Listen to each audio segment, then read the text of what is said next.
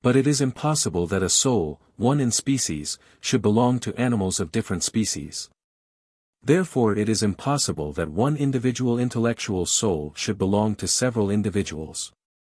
I answer that, it is absolutely impossible for one intellect to belong to all men. This is clear if, as Plato maintained, man is the intellect itself. For it would follow that Socrates and Plato are one man, and that they are not distinct from each other, except by something outside the essence of each. The distinction between Socrates and Plato would be no other than that of one man with a tunic and another with a cloak, which is quite absurd. It is likewise clear that this is impossible if, according to the opinion of Aristotle, De Anima 2:2, it is supposed that the intellect is a part or a power of the soul which is the form of man. For it is impossible for many distinct individuals to have one form, as it is impossible for them to have one existence, for the form is the principle of existence. Again, this is clearly impossible, whatever one may hold as to the manner of the union of the intellect to this or that man.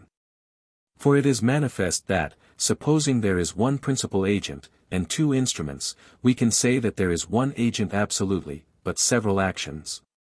As when one man touches several things with his two hands, there will be one who touches, but two contacts.